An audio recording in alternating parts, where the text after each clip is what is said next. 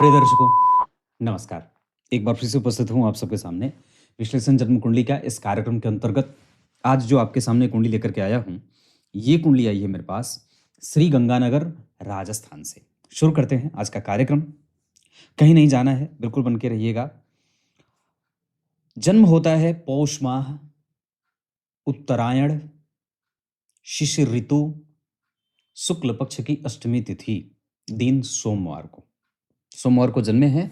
और इस कुंडली के लिए जो वार के अधिपति हैं वो चंद्रमा हैं और मीन राशि में बैठे हैं, जिस पे शनि की दृष्टि है, केतु की दृष्टि है और गुरु की भी दृष्टि है। चंद्रमा के ऊपर शनि की दृष्टि व्यक्ति को मलिन बुद्धि का बनाएगी, मतलब कड़वा, कठोर, जिद्दी, हठी, अपने मन का करने वाला। ऊपर से चल रही है साढ़े साती, इस वजह से मन, बुद्धि, चित्त और चित्त में व्यग्रता और बढ़ जाती है। पर व्यक्ति का बेसिकली नेचर कैसा है? तो बेसिकली नेचर बहुत अच्छा है। मीन राशि के लोग खराब नेचर के नहीं होते, उच्चतम दार्शनिक बुद्धि वाले होते हैं, महिलाओं से प्रेम करने वाले, सबका आदर करने वाले होते हैं। मतलब अगर जो गड़बड़ी जीवन में मिल रही है या अगर कहीं गड़बड़ी हो रही है तो हमें उसको बदलने की आवश्यकता है, क्योंकि राशि के स्वामी राशि को देख रहे हैं। चंद्रमा जो बैठे हैं वो मीन राशि में उत्तरा भाद्रपद नक्षत्र आता है, जो शनि का नक्षत्र है, शनि की भी दृष्टि है। तो आपके चंद्रमा को दो तरफा बल मिल गया। एक नक्षत्र के स्वामी शनि ने अपनी तीसरी दृष्टि से उन्हें देखा है, जो बलवान होके बैठे हैं। राहु और शनि परस्पर मित्र होते हैं, तीसरे भाव में बैठ करके जातक को मेहनती बना रहे हैं। तो राशि के अधिपति गुरु की दृष्टि पड़ गई और नक्षत्र के अधिपति शनि की दृष्टि पड़ गई। ऐसा संयोग बड़ा कम होता है कि नक्षत्र भी देख ले और राशि का स्वामी भी आपके चंद्रमा को देख ले। शुक्ल पक्ष में जन्मे हैं, इस वजह से व्यक्ति थोड़े से कई बार चीजों को समझता नहीं है, जल्दी से सरलता से किसी भी बात को प्रकट नहीं करता या समझने में उसको दिक्कत होती है। बहुत देर तक आगे चलने के बाद उसको पता चलता है कि पिता का सुख क्या होता है, पिता का प्रभाव क्या होता है, पत्नी का सुख क्या होता है, पत्नी का प्रभाव क्या होता है, या फिर उनके जीवन में आपकी क्या उपयोगिता है, आप उसके लिए कितने महत्वपूर्ण हैं, वो आपके लिए कितने परेशान हैं और वो आपके लिए कितने चिंतित हैं। दरअसल समय रहते ये बात व्यक्ति को समझ नहीं आती है, और जब समय का आधा पल्ला से अधिक हाथ से निकल चुका होता है तब उसको विभिन्न रिश्तों के बारे में अहमियत उसको पता चलती है। और ऐसा क्यों होता है? क्योंकि मीन राशि और दरअसल गुरु जो बैठे हैं वो राहु और केतु के संपर्क में हैं। तो व्यक्ति या तो पूर्णतया धार्मिक है या तो पूर्णतया धर्म विरुद्ध है ना। बहुत ज्यादा अकर्मण्यता भी कई बार यहाँ पे देखने को मिल जाती है। दान देगा तो पूरा ही दे देगा, अपने बारे में भी नहीं सोचे, है ना। चित्त किसी के ऊपर आश्रित हो तो पूर्णतया हो जाए, किसी पे विश्वास करे तो बिल्कुल ही अंधभक्त की तरह विश्वास करने लग जाए। ये चीजें गड़बड़ हो जाती हैं। मित्रों में विश्वास ज्यादा, और वो मित्र आपका लाभ उठा सकते हैं, क्योंकि पहले ही इस राशि पे साढ़े साती चल रही है, जो दिमाग को भ्रमित करती है, परेशान करती है, या सही और गलत के बीच के भेद को समझने में अंतर स्पष्ट नहीं कर पाती है। सोमवार को जन्मे हैं वो तो मैंने बता दिया। उत्तरा भाद्रपद नक्षत्र, ओम अहिर बुध न्याय नमः, है ना। ओम अहिर बुध न्याय नमः, इस मंत्र का जप करना चाहिए। चिरचीटे की जड़ अपने गले में धारण करना चाहिए। सूर्य को नित्य प्रति अर्घ देना चाहिए। ये जो चंद्रमा है ये उत्तरा भाद्रपद नक्षत्र में पूर्णतया 24 घंटे रहते हैं। पूरा 1 घंटा मतलब 24 घंटे, एक दिन पूरा रहते हैं। हर 27वें दिन पे इनका नक्षत्र आगमन इस नक्षत्र पे होता है। और वस्तुतः ये जो नक्षत्र है ये पंचक नक्षत्रों में आता है। धनिष्ठा, सुतवीखा, पूर्वा भाद्रपद, उत्तरा भाद्रपद और रेवती। तो ये जो नक्षत्र है ये उत्तरा भाद्रपद का है, ये शनि का नक्षत्र है। और मूलतः अगर आप बात करें तो ये मीन राशि, यानी कि यहाँ से राशि जो है वो समाप्त होती है, और रेवती नक्षत्र अभी बाकी है, यानी कि रेवती नक्षत्र की समाप्ति होगी तो व्यक्ति का जन्म मेष राशि में हो जाएगा और अश्विनी नक्षत्र वापस आ जाएगा। तो कहने का अर्थ मेरा ये है कि ये अंतिम नक्षत्र और अंतिम राशि की सीढ़ी है। यहाँ पे अंतिम पायदान पे व्यक्ति आया है। इस वजह से कई बार जीवन की जो प्रगति होती है वो थोड़ी देर से सत्य और असत्य के बीच के समझने के अंतर को या उसके अंतर में स्पष्टता जो होनी चाहिए, वो व्यक्ति में नहीं है। तो व्यक्ति काफ़ी समय अपने बुरे मित्रों के साथ बिताएगा, बाद में चल कर के माथा पीटेगा। ऐसा ना हो, इस वजह से अभी से ही हमें बहुत ही ज़्यादा सतर्क, सावधान और अपने आप को बहुत ही सुनियोजित ढंग से जीवन बिताने की आवश्यकता है। चारों पीठों की परिक्रमा करनी चाहिए। चारों पीठ जहाँ पे भगवान, है ना, शिवावतार साक्षात, है ना, जो परम पुरुष हैं, साक्षात आदि गुरु शंकराचार्य, उनके चारों पीठों का दर्शन करिए। उत्तर में, दक्षिण में, पूरब में और पश्चिम में, है ना। इन चारों पीठों का दर्शन आवश्यक रूप से करना चाहिए। समुद्र का दर्शन आवश्यक रूप से करना चाहिए। नित्य रविवार के दिन नमक का सेवन बंद करना चाहिए। राम रक्षा स्तोत्र का पाठ करना चाहिए। अमावस्या के दिन निश्चित रूप से दान करना चाहिए। ब्राह्मणों का आदर हो, माता और पिता की खूब सेवा हो, और वो आपके किस विषय को लेकर के सबसे ज़्यादा चिंतित हैं, उस विषय को जानने की कोशिश करिए, है ना। याद रखिए एक चीज़, कि जब कभी भी आप गलत करने जा रहे हों या फिर माता और पिता आपके कारण परेशान हों, तो ज़रा इस बात को सोच करके देख लेना कि आपके सामने आपके पिता की अस्थियां पड़ी हैं या मृत्यु के शैया पे वो लेटे हैं और वो मृत्यु को प्राप्त कर चुके हैं। उस स्थिति को जब तक आप समझ नहीं पाएंगे, तब तक इस कुंडली को समझ नहीं पाएंगे, क्योंकि वस्तुतः इस कुंडली के 3 घर केंद्र के खाली हैं। दशम स्थान के अधिपति सूर्य द्वितीय भाव में, है ना, बुध शुक्र के साथ बैठे हैं। इस कुंडली के लिए बुध होते हैं अष्टम के साथ एकादश में, यानी कि दशम भाव के स्वामी का संबंध अष्टम भाव के स्वामी और पापी भाव के स्वामी के साथ हो रहा है, जो व्यक्ति को अपने पिता की एनर्जी और पिता के धन को नुकसान करवाते हुए देख रहा है। और वृश्चिक लग्न की कुंडली के लिए 12वें भाव के साथ साथ सप्तम भाव के स्वामी होकर के शुक्रदेव इस कुंडली के लिए मारक ग्रह बनेंगे, और वो अष्टम भाव, 12वां भाव और दशम भाव, अष्टम बुध, दशम सूर्य, 12वें शुक्र, इन तीनों भावों की स्थिति पैतृक संपत्ति के भाव में हो रही है। इन तीनों ग्रहों की स्थितियां पैतृक संपत्ति के भाव में जा रही हैं, और इस वजह से व्यक्ति के पास करने को काम है पर वो कर नहीं रहा, क्योंकि 12वें के अधिपति द्वितीय में बैठे हैं। अष्टम के अधिपति द्वितीय में बैठ करके व्यक्ति अपने पिता के धन की हानि करता रहता है, और बाद में चल करके उसके हाथ में कुछ भी बचता नहीं है। इस वजह से भगवान, मैं आपको ये बात आगाह अभी से ही कर देता हूँ, और खास करके अभी जहाँ केतु की दशा चल रही है, जहाँ पहले ही व्यक्ति सत्य और असत्य को बिल्कुल ही ताक पे रख चुका है, धर्म और अधर्म को जानने की समझ बड़ी कमजोर या किंचित मात्र के बराबर भी नहीं है। वरीयान योग, ब्राह्मण वर्ण और मनुष्य गण, ऐसी अवस्था ये तो सामान्यतः ठीक है। जहाँ व्यक्ति ब्राह्मण वर्ण का है तो शुद्धता है, सात्विकता है। वो जब बन जाए तो बड़ा बढ़िया बन जाए, बिगड़ जाए तो बड़ा बुरा बिगड़ जाए। और मनुष्यगण के होने के कारण व्यक्ति जो है वो ईर्ष्या भी करता है, द्वेष भी करता है, क्रोध भी करता है, जिद भी करता है, हठ भी करता है, कामोत्तेजक भावनाओं से लिप्त भी है, विभिन्न प्रकार की इंद्रियों के सुखों के पीछे भागने की लत भी है। सारी चीजें हैं। तो यहाँ से हमें बड़ी बढ़िया बनना पड़ेगा, नहीं तो ये कुंडली वृश्चिक लग्न की है, जहाँ व्यक्ति अपने मन का होता है, माता पिता से नहीं बनती, पत्नी से नहीं बनती, दाम्पत्य में कमजोरी होती है, पत्नी नाखुश, नाराज या उदासीन रहती हैं। ये ना हो इस वजह से, क्योंकि स्वभाव को, जो नेचर को जो दिशा मिलनी चाहिए, वो गड़बड़ है। क्योंकि लग्न के अधिपति अग्नि तत्व की का लग्नेश होता है मंगल, और भूमि तत्व की राशि में बैठ गया है। लग्नेश का सप्तम भाव में जाना, मैंने इस पे कार्यक्रम बनाया है। सप्तम भाव के लग्नेश का सभी भावों में फल, या लग्न के अधिपति का सप्तम भाव में जाने का फल, व्यक्ति विवाहोपरांत भी कई बार दूसरे पर स्त्रियों के प्रति उसका भाव जागृत होता रहता है, और कई बार उसकी अपनी पत्नी उसके प्रेम के लिए बेचैन और परेशान रहती है। इसको जल्दी ठीक करना होगा। द्वितीय भाव में सूर्य बुध शुक्र की स्थिति ठीक नहीं है, इस वजह से वहां पे पैतृक संपत्ति को दिशा दीजिए, उसको मजबूती दीजिए, और उनकी स्थिति को समझने की कोशिश करिए। आपकी कुंडली व्यापार 100% कर सकती है, खाने पीने का काम, कपड़े का काम, इसके साथ कंस्ट्रक्शन का काम, रेंटल प्रॉपर्टी का काम, कम्युनिकेशन का काम, ट्रांसपोर्ट का काम, ये सारे काम आपकी कुंडली में बनते हैं।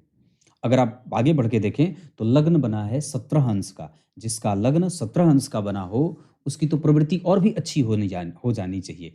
पर केतु की दशा के कारण कई बार चीज़ें गड़बड़ होती हैं। वृश्चिक लग्न की कुंडली के लिए सप्तम भाव के स्वामी होकर के द्वितीय भाव में बैठे हैं शुक्रदेव। इस वजह से आपको अपना स्वयं का स्वतंत्र कारोबार भी कर लेना चाहिए। जन्म कुंडली के तीसरे भाव में शनि और राहु बहुत अच्छी स्थिति बना रहे हैं, लेकिन भाग्य भाव पे इनकी दृष्टि और शत्रु की दृष्टि जाने के कारण व्यक्ति के जीवन में संघर्ष की स्थिति भी उत्पन्न होती है, विशेषतया शनि और राहु की दशा में। क्योंकि वृश्चिक लग्न की कुंडली के लिए शनिदेव बहुत अच्छे भाव के अधिपति नहीं होते हैं, चतुर्थ भाव के अधिपति होने के साथ साथ तीसरे भाव के भी स्वामी होते हैं। इस कारण से उनमें गड़बड़ी भी पैदा होती है। एक अच्छी बात यह रहेगी कि तीसरे भाव में शनि राहु के कारण कि व्यक्ति आक्रामक रवैया अपनाता है और कारोबार में अगर लग जाए तो पूर्णतया उसे पूरा करके ही वापस लौटता है।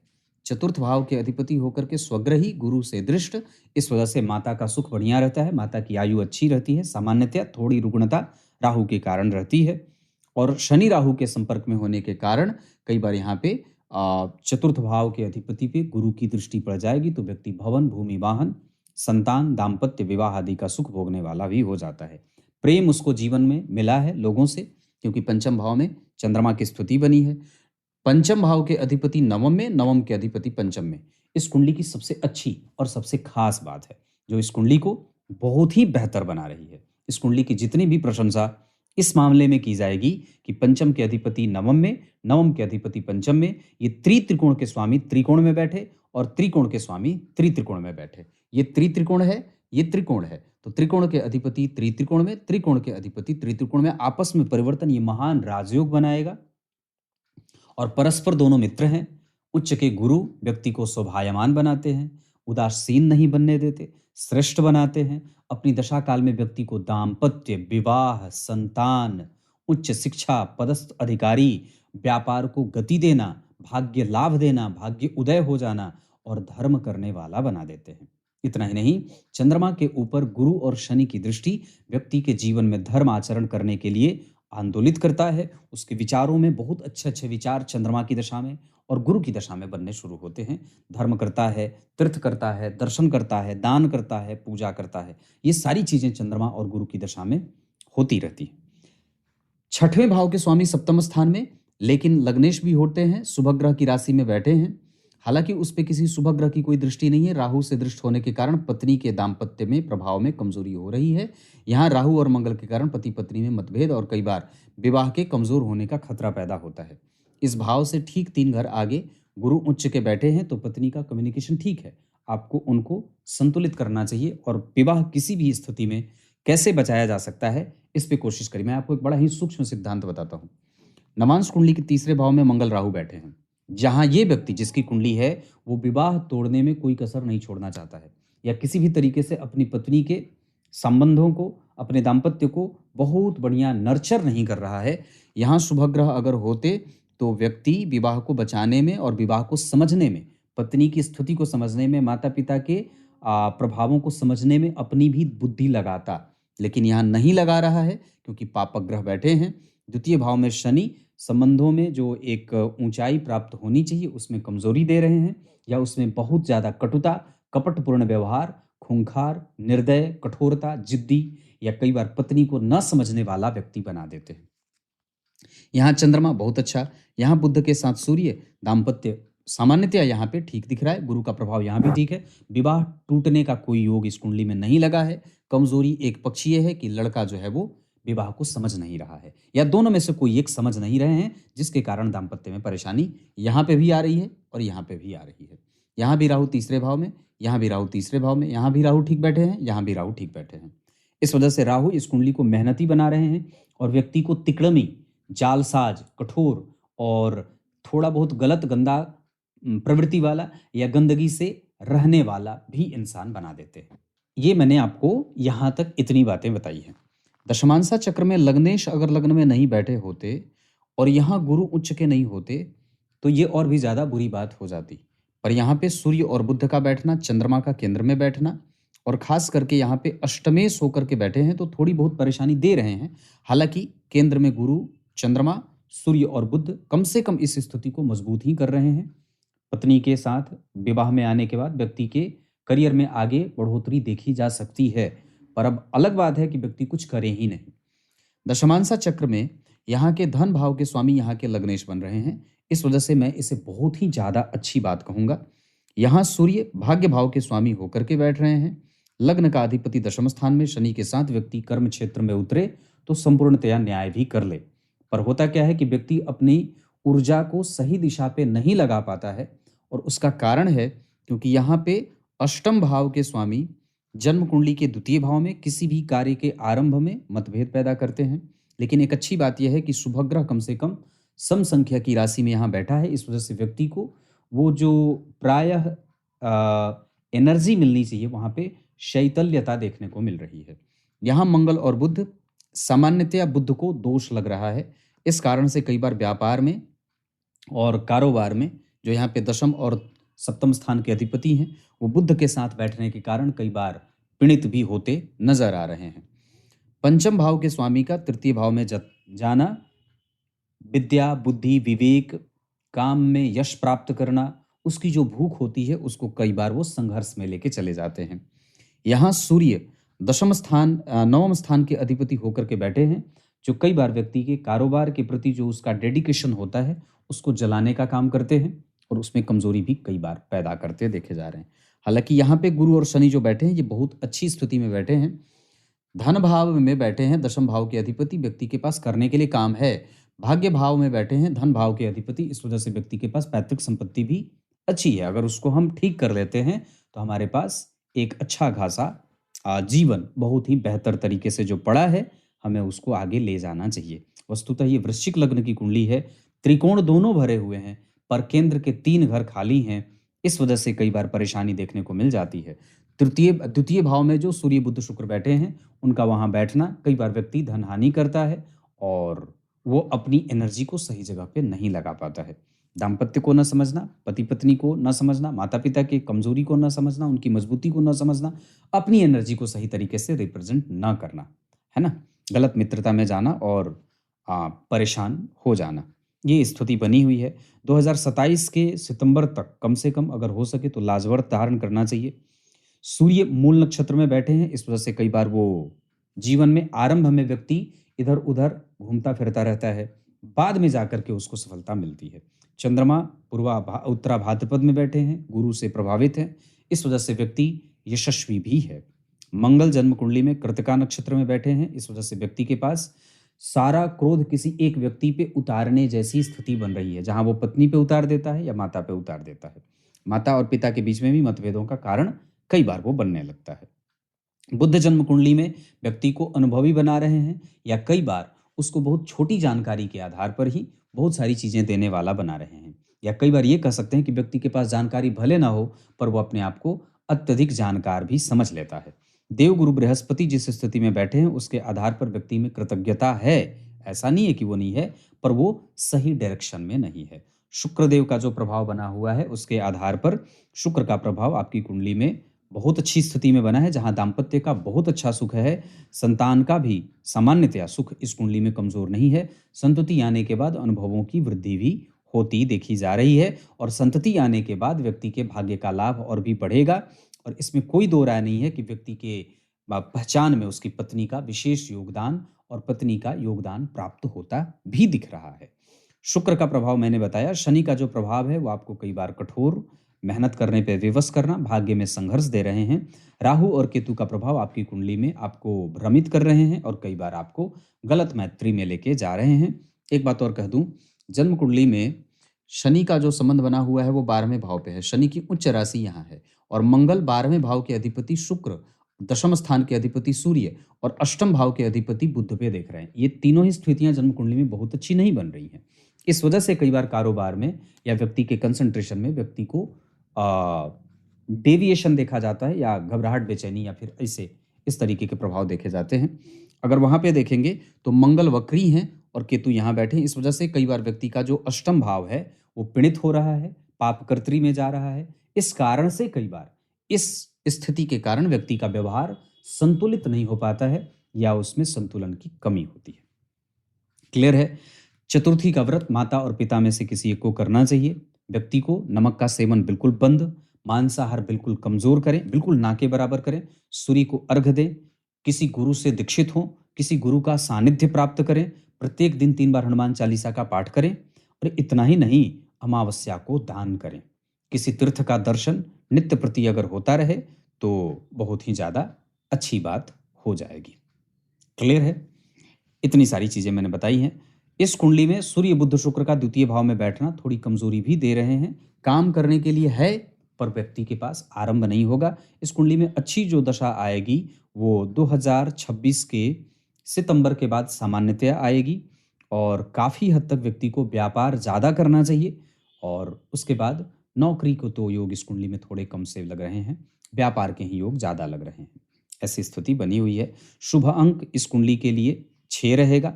राशियां जिनसे आप मैत्री करें, मीन और कर्क की रहेंगी।